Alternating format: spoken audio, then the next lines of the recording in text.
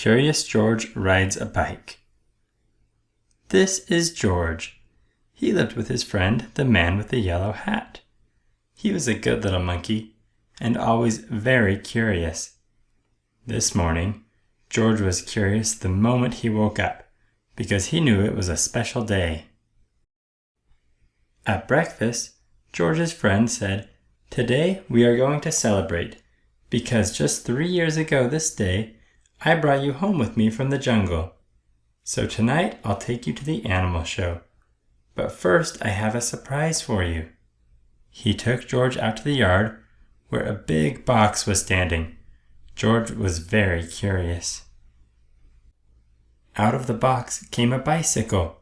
George was delighted. That's what he had always wanted. He knew how to ride a bicycle, but he had never had one of his own.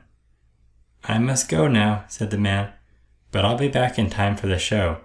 Be careful with your new bike and keep close to the house while I am gone." George could ride very well. He could even do all sorts of tricks. Monkeys are good at that. For instance, he could ride this way with both hands off the handlebar.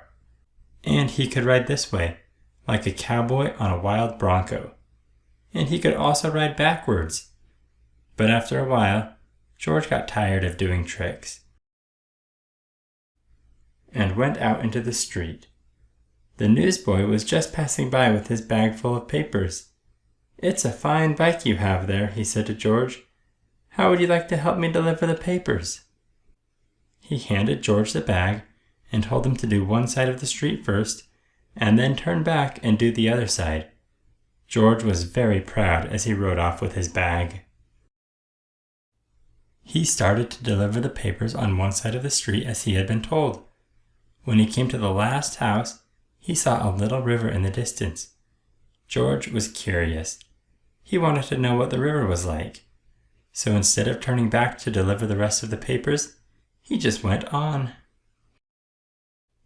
There was a lot to see at the river. A man was fishing from the bridge, a duck family was paddling downstream, and 2 boys were playing with their boats. George would have liked to stop and look at the boats, but he was afraid the boys might find out that he had not delivered all the papers, so he rode on. While riding along, George kept thinking of boats all the time. It would be such fun to have a boat. But how could he get one? He thought and thought, and then he had an idea. He got off the bicycle, took a newspaper out of the bag, and began to fold it. First he folded down the corners like this. Then he folded both edges up, brought the ends together, and flattened it sideways. Then he turned one corner up, and then the other one. Again brought the ends together, and flattened it sideways. Then gently he pulled the ends open, and there was his boat. Now the moment had come to launch the boat. Would it float? It did. So George decided to make some more boats. Finally, he had used up all the papers and had made so many boats that he could not count them. A whole fleet. Watching his fleet sailing down the river, George felt like an admiral. But watching his fleet, he forgot to watch where he was going. Suddenly, there was a terrible jolt. The bicycle had hit a rock, and George flew off the seat head first. Luckily, George was not hurt, but the front wheel of the bicycle was all out of shape, and the tire was blown out. George tried to ride the bicycle, but of course it wouldn't go. So he started carrying it, but it soon got too heavy. George did not know what to do. His new bike was spoiled. The newspapers were gone. He wished he had listened to his friend and kept close to the house. Now he just stood there and cried. Suddenly, his face brightened. Why, he had forgotten that he could ride on one wheel. He tried it, and it worked. He had hardly started out again when he saw something he had never seen before. Rolling toward him came an enormous tractor with huge trailers behind it. Looking out of the trailers were all sorts of animals. To George, It looked like a zoo on wheels. The tractor stopped, and 2 men jumped out. "Well, well," said one of the men, "a little monkey who can ride a bike bronco fashion. We can use you in our animal show tonight. I am the director of the show, and this is Bob. He can straighten your wheel and fix that flat in no time, and then we'll take you along to the place where the show is going to be." So the 3 of them got into the cab and drove off. "Maybe you could play a fanfare while you ride your bike in the show," the director said. "I have a bugle for you right here, and later on you'll get a green coat and a cap, just like Bob's." On the showgrounds, everybody was busy getting things ready for the show. "I must do some work now," said the director. "Meanwhile, you may have a look around and get acquainted with all the animals.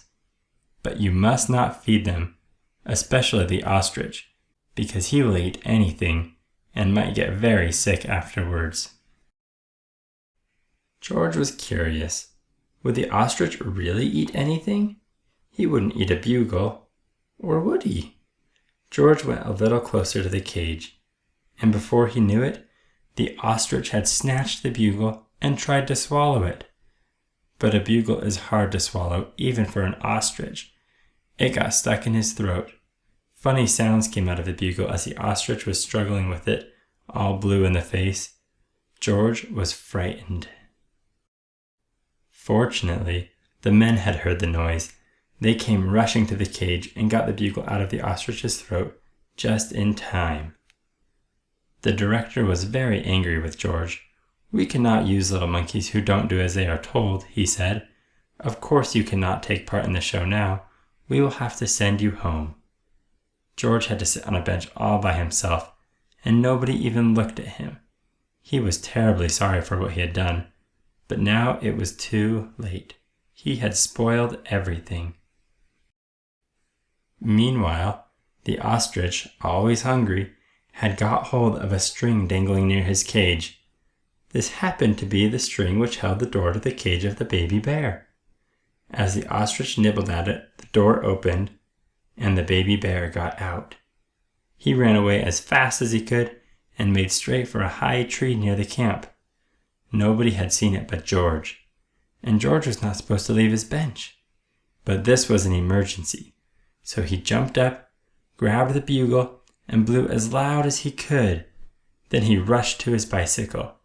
The men had heard the alarm and thought at first that George had been naughty again. But when they saw the empty cage and the ostrich nibbling at the string, they knew what had happened. George raced toward the tree, far ahead of the men. By now the bear had climbed quite high, and this was dangerous because little bears can climb up a tree easily, but coming down is much harder. They may fall and get hurt. The men were worried. They did not know how to get him down safely. But George had his plan. With the bag over his shoulder, he went up the tree as fast as only a monkey can. And when he reached the baby bear, he put him in his bag and carefully let him down so that the men could safely catch him. Everybody cheered when George had come down from the tree. "You are a brave little monkey," said the director. "You saved the baby bear's life. Now you'll get your coat back, and of course you may ride your bike and play the bugle in the show." Finally, the show was on. The whole town had come to see it, and how surprised they were to discover George on his bike right in the middle of it. The newsboy was there too, and also the man with the yellow hat, who had been looking for George everywhere and was happy to have found him at last. The newsboy was glad to have his bag again, and the people from the other side of the street whose papers George had made into boats were not angry with him anymore. When the time had come for George to say goodbye, the director let him keep the coat and the cap and the bugle, and then George and his friend got into the car and went home.